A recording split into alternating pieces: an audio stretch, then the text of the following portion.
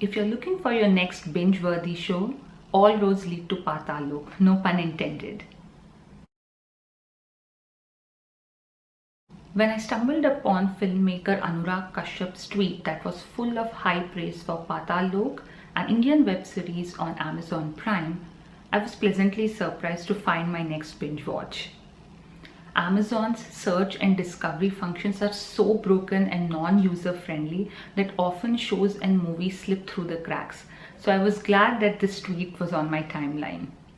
At a very high level, Patal Lok is an investigative drama that begins when the Delhi police nabs 4 suspects accused of planning an assassination attempt on a renowned journalist. However, keeping that as the central theme, writer Sudeep Sharma, and I believe there are a few other writers on the series, weave a very complex narrative that touches upon class and religious differences in our society. They talk about father-son relationships. They talk about the really corrupt underbelly of Indian politics. In sum, they put up a mirror to certain parts of Indian society. That is why this show can make you uncomfortable and question some of your own behaviors and judgment. In that sense, Patal Lok is very brave and very ambitious. It reminded me of Sacred Games. In fact, some people are calling this Amazon Prime's version of Sacred Games. And while there are a lot of similarities between the two shows, notwithstanding the central figure who is a cop in search of a truth, but also battling his own demons, along with the intersection of religion and politics, I still think Patal Lok is more digestible, for lack of a better word. Sacred Games had a tendency to get really meta and esoteric in places, and there are obviously a lot of other differences between the shows, but Patal Lok on its own also really stands its ground because of its really strong writing and performances. When we first meet Hathiram Chaudhary, an inspector with the Delhi police and also the central character of this show, we get a glimpse into both the mundaneness of his job and the mundaneness of the crimes that he's called upon to investigate. He has spent quite a few years in the department and is jaded. His cynicism is in perfect contrast to the idealism of his younger colleague, Ansari, who has just joined the department and actually dreams of joining the IPS. Their relationship is one of the most nicest and pleasant things about this show. Things take a turn when Hathiram is assigned with investigating the assassination attempt. It is a surprise to even him, but he looks at it as his ticket to glory. On the other hand, Hathiram Singh starts investigating the case with passion and fervor and intensity. As they start questioning the 4 suspects more and more, Hathiram begins to realize there is a lot more to this case than is apparent. The show gets really interesting when it moves to Chitrakoot. Hathiram goes there to follow up on lead and also to learn more about Tyagi, who is one of the prime accused in the case. I found Tyagi's flashback to be extremely difficult to watch because of the violence involved. It is very graphic in nature. So if that is something that turns you off, then please watch out for it. I sometimes feel like just the anticipation of the violence and just the actors' expressions, music, etc. is enough to communicate how gruesome an act is.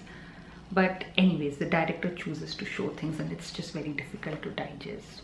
I believe this was episode 3 of the show, and there's also a parallel flashback to another accused's life. His name is Top Singh, and this takes place in rural Punjab.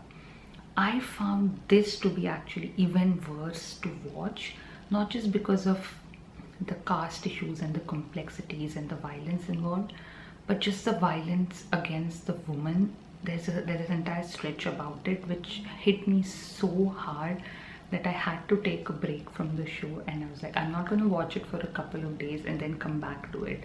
I don't know what it was about it, but it just really hit me very hard. I grew up and lived in urban India, so it's not that I'm not aware of these things. You hear about it on the news all the time, but hearing about it is one thing and actually watching it is another. And that's why I keep saying, like, shows like this are so important because they sometimes make you aware of the realities of not just rural India but India in general that you might not be aware of personally. Anyway, I digress. So what happens is that Hathiram and his colleague Ansari are, investigating with passion, and they're trying to put together all the pieces of this very complex jigsaw puzzle. However, they make a procedural error and the show is taken away from them. Oh, sorry, did I just say show? Sorry, the case is taken away from them and given to the CBI. Hathiram is also suspended, which takes a toll on his health and his personal life.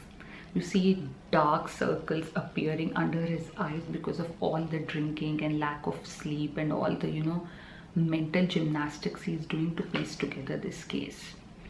The CBI believes it has cracked the case. They have a press conference where they sort of put forward their theory. And Hathiram is not convinced because he's investigated this case so closely. He's aware of some of the minute intricacies that the CBI seems to have very conveniently altered. So he decides to continue investigating the case, although that puts both his life and his career at risk. While all of this is happening, the journalist at the center of it all, Sanjeev Mehra, is on a trip or a journey of his own. He spins the assassination attempt on his life as an attack on free speech and journalism. He seems to abandon a lot of the principles and ideals he was known for in a quest to garner TRPs for his failing primetime show, much to the chagrin of some of his loved ones and employees. I thought the ending of Paatal Lok was brilliant. It doesn't tie up everything nicely in a gift bow. It doesn't spell everything out, but it gives you all the information you need to figure out what exactly happened. I often find the ends or conclusions of series like this to be underwhelming, but that is not the case with Paatal Lok. I think it ends on the perfect note, and I hope there is no season 2 because I think the series is great as it is. Coming to performances, the main burden of the show falls on the able arms of Jaideep Ahlawat. I hope I'm not butchering his last name. I found his face to be very familiar when I first saw him, but I couldn't figure out where I had seen him, only to later realize that he was in Razi and how amazing he was in that movie as well. Here in Paatal Lok, he just smashes it out of the park. It is a singularly brilliant performance. He gets a complete arc. He's the underdog. You see him doing some questionable things. You see him fighting very, very hard to, salvage his relationship with his son. And then you see his redemption towards the end.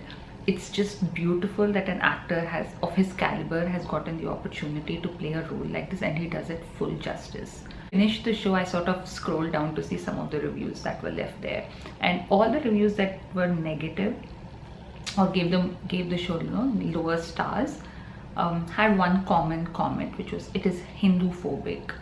I did not feel that way. I am a Hindu and I did not feel like my religion was presented in a bad light in any way. I feel very secure in the way I practice my faith in religion to not get affected by a single television show.